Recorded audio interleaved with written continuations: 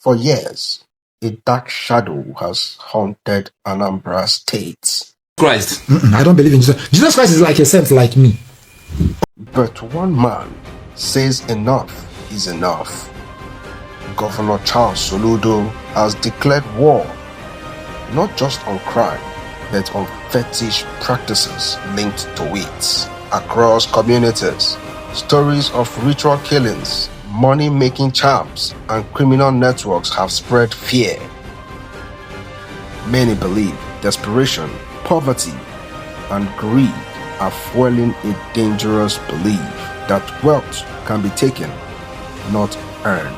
From demolishing shrines, to arresting suspects, to warning traditional doctors, Soludo's administration is taking bold, controversial steps. But not everyone agrees. Critics say, where is the line between culture and crime? Are innocent traditions being targeted? Or is this a necessary purge? The real question remains, can this war truly end the fear and restore sanity to the land? What do you think?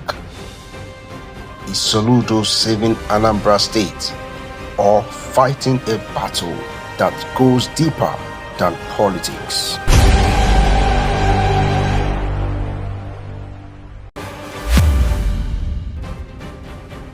Good day, we're back again.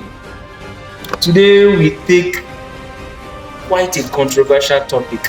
Yeah, very controversial. We are discussing today the Anambra State fight against false religion practices. Yeah, those are my own words.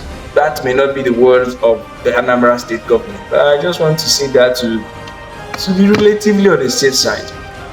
My dear friend, Soludo have unleashed a fight, and the fight seems to be recording a lot of success. In fact, the talk in town now is that some fake native doctors, in the words of some people of the government of Anambra State, they are, engaging in what we now call also Soludo.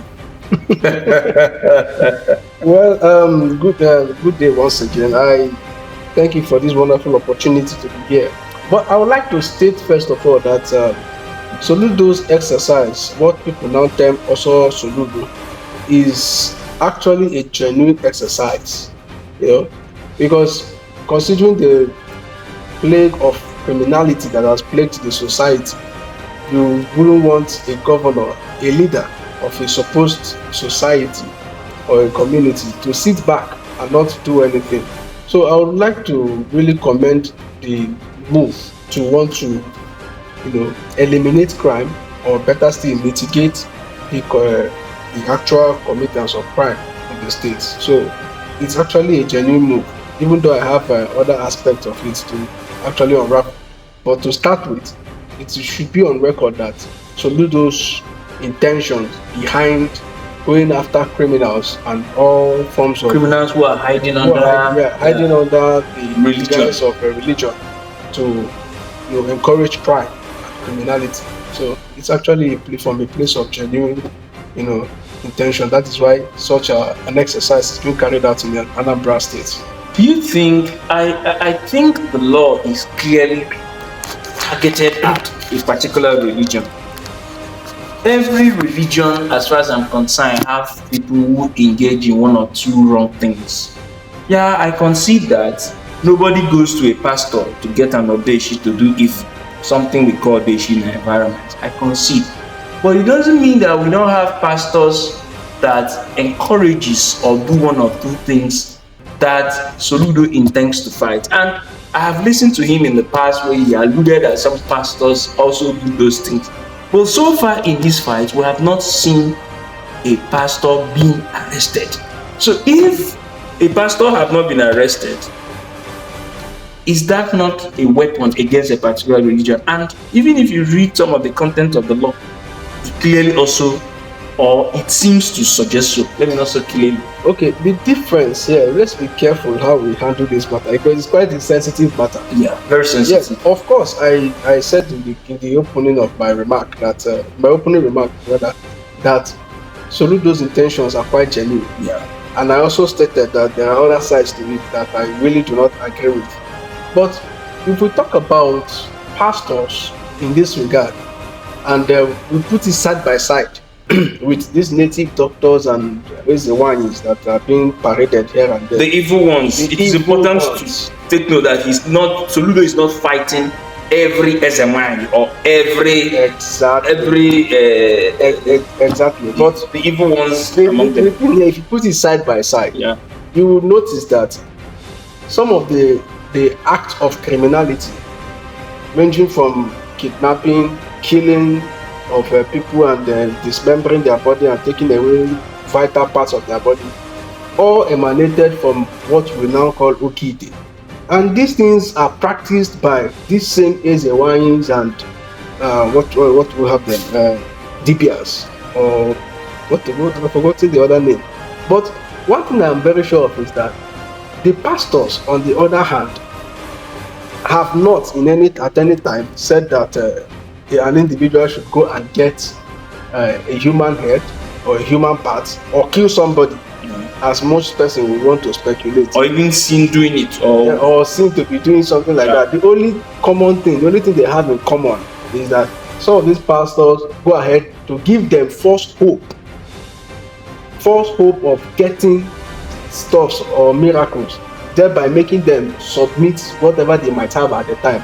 They have not asked them to go and kill anybody. The Lord will make a poor man instantly rich. Yes, even the Bible says so. That God can. But the Bible could have said that within the content, and they are putting the Bible out of context. I agree with you, but one thing I am sure is that the side by side placing of the Libyans and Ezewanyis with pastors is really not fair enough. Now, let's put it this way. Is Soludo a Christian government? Or this way, is it right for Soludo to carry his Christian philosophy and govern the state as if to say Anambra State should be governed like everybody there is a Christian? Well, that is one of the problems I have with Soludo's pursuit for a better society in Anambra State. Soludo has, as a matter of fact, appropriated to himself powers that shouldn't be. Take, for example, if we take a look at the Anambra State law on this Okite and Dibias and Ezewany, you will discover that there are certain lacunas in it. But I don't want to digress from the main question. The fact here is that it seems as though he's after a particular set of people. Let it be known that some of these practices by these Ezewanyis and Dibias have nothing to do with the traditional African or Igbo traditional religion. So if we begin to say that he's governing the state as a Christian and wants to lord over Christian values on the traditionalist, then we have another thing coming. So what it simply means is that we are indicting the traditional religion, the Igbo traditional religion, to be practicing ritual killings and all of those, which is completely not true. Yeah. So, but moving forward, I said something about the law, the Anambra State law. If we go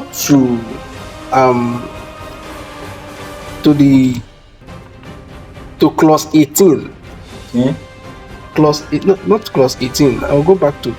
If you go to clause 19, clause 19.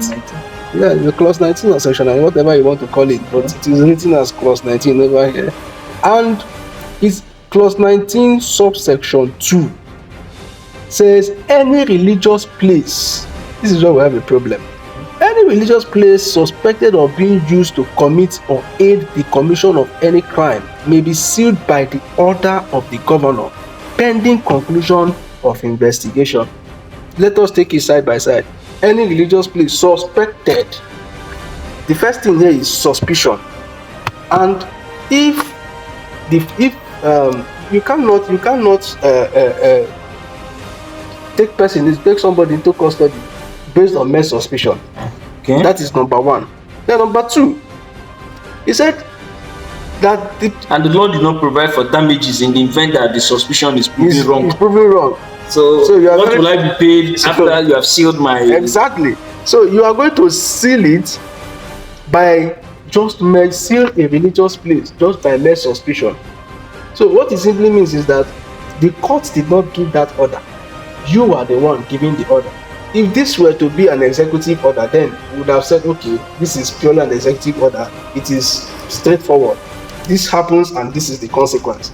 But if it becomes a law, then you cannot take the place of the court or the place of a judge or magistrate to pass judgment, because in this Article 2 you have passed judgment on the person already, and then you go ahead and seal up that religious place.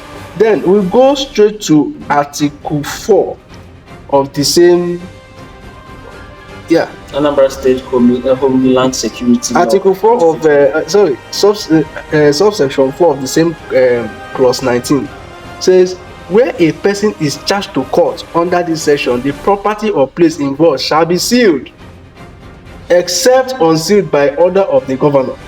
So there is so much powers being appropriated to oneself by the governor. So in as much as he's found to be doing what seems to have a genuine intention behind it, he has to follow due process. We are not living in a banana republic. He's not a king. Yes, he's not an emperor. Don't use king. He's not an emperor. Let me cut it short, because I have an important question I want to ask. I think that question is important because it's dear to me. Is Soludo fighting an effect, or is he fighting a cause? This question is a tricky one. No, it's not a tricky one. It's an honest question. Okay. Well, let me break it down a little bit. Here we talk about Yahoo. Hold on. Those things, I understand where you are their effect or their cause? These are actually effects of see, let me tell you. Okay. Let me give you a full background of this. If the government, if we have a working society, and the government are doing exactly what they ought to do, there will be no customers for the practitioners. There will be no need for youth looking or seeking to become Yahoo boys. Because a young man can believe that those hard work can pay. After all, in developed countries, there are civil servants that are relatively comfortable. Of course, definitely. So any civil servant in Nigeria who is building a big house that costs billions of naira in his village is a thief. Let me talk him. So clearly he is fighting the effect, and the effect of bad governance, the effect of a bad society, the effect of a non-working institutions in the same society. So if these things were in place, we will not be having the practitioners. We will not be having time to be looking at native doctors trying to prove that they can summon crocodile from the river.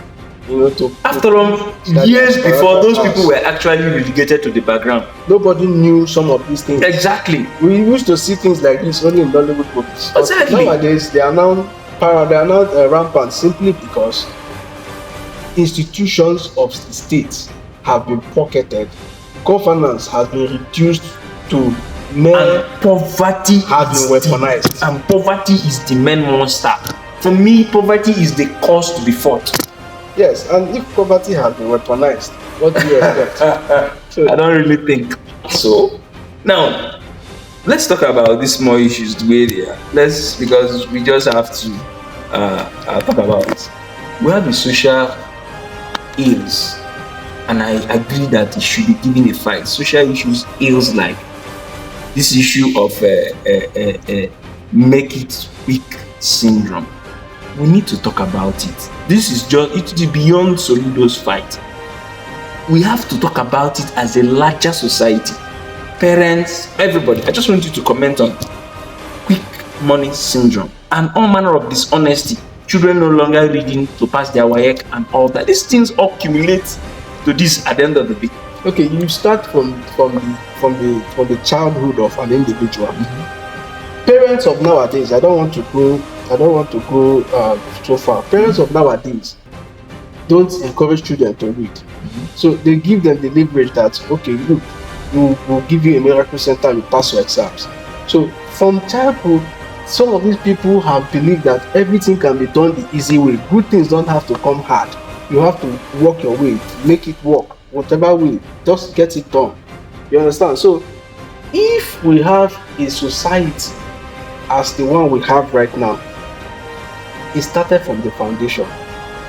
Nothing good comes easy, but our generation has seen that everything good can come easy. All you just need to do is sacrifice somebody, sacrifice your morality, sacrifice your dignity, sacrifice humanity, and then you get it done. That is exactly what has taken over our society. But if we actually want a change to be effected, it has to start from individuals. It has to start from parents, teaching their children morals, teaching them hard work, teaching them how to get things done the right way. From there, we can now start talking about having a better society. Outside of that, we are wasting our time. Last question. If you are seated one-on-one with Soludo now, you have said that his intentions are good, but there are some of issues with the way he's going about it, which could be interpreted as policy outcome.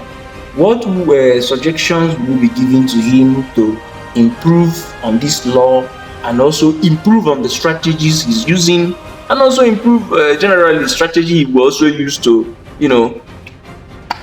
fight the social media? I will simply be very quick because we don't have time. Yeah. I will simply tell him to apply a human face when he's executing some of these things. And of course, if he's going to make a law, let it go across board and not to be seen, not seen to be, targeted at a particular group of persons. Especially when you have someone in a particular group doing something similar. Exactly. So that's it. All right. We'll end here today, and we'll continue to plead with people and indeed our friends out there to subscribe, keep your comments coming, and share. We appreciate you. From this place is a good night. Good night.